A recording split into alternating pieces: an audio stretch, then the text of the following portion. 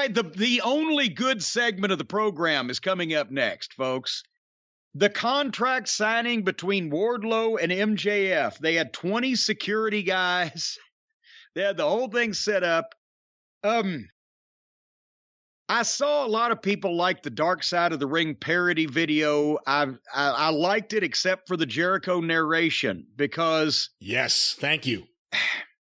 Yes, he's really the narrator of the show, but they just had a program. They hated each other. And then he has to put comedy in. Wait a minute, is this for MJF? How much you paying me? Okay. And then no, that's not right. So they had to hoke that up a little bit. They get too cute. But nevertheless, it was a decent video, but we got out of the video and then we got to the good stuff. MJF's entrance. The people love him in Long Island. And he was hot dogging and chewing the scenery.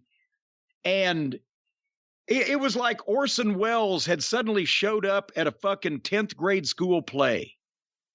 And he's just in charge of everything. And what a fucking performance. He knew he was over. He knew he had the fucking people in the palm of his hand. They were eating out of his goddamn whatever you eat out of. I could go on. And he took it and ran with it. This was one of the most brilliant, just verbal performances and just stealing the show. And even though it was petty theft and taking over that I've seen in a long time. And he gave the conditions for Wardlow to face the Minch of the Cinch. And he preconditioned the fans to boo Wardlow out of the arena, which they did. Wardlow didn't even have to speak. MJF was running the whole thing. And this is the way to do it. Again, because the TV viewers all over the world and the country see this as an aberration. It's like they're in the fucking heel's hometown. What a goddamn bunch of assholes. Whatever. And MJF mentioned Cody by name and 2024. Now, we've heard some situations going on. Should we bring that up now, or should we? Yeah, why don't we finish talking about this? We'll finish where I'm at. We'll finish where I'm at in this so we don't get lost. Basically, the conditions are for the match with MJF and Wardlow. He gets to whip Wardlow 10 times. They're redoing.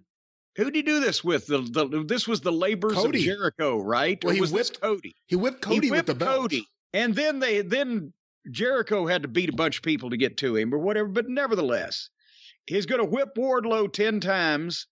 Then Wardlow's got to wrestle Spears in a cage with MJF as referee and beat him. If Wardlow loses, he can never sign a contract with AEW. I mean, all these things are preposterous, but again, the performance by MJF and milking the people for all that they were worth, this was great.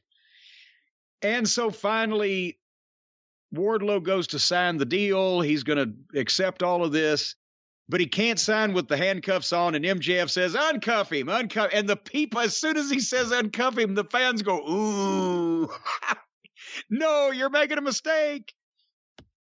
And so Wardlow signs the contract and then demolished the 10 security guys and Spears.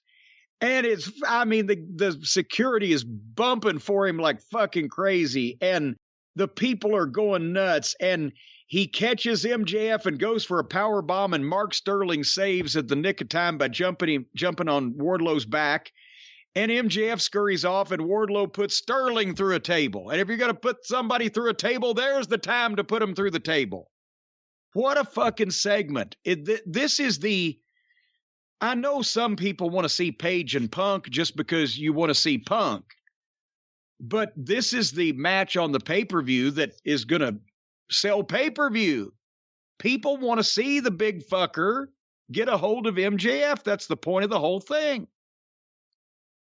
So if I don't know who would be being given credit for selling these tickets, except if it wasn't for MJF and CM Punk, you'd attribute it to mass hysteria on the part of people buying tickets to these shows. And that's still part of it. But that segment, that's what you want to do with wrestling. You want to make people want to see the babyface get a hold of the heel, they have done it. And CM Punk's a big attraction, but this match itself is an attraction. People can't wait to finally see Wardlow and MJF. They've built up the match and the anticipation perfectly. Although some interesting roads have taken at different times.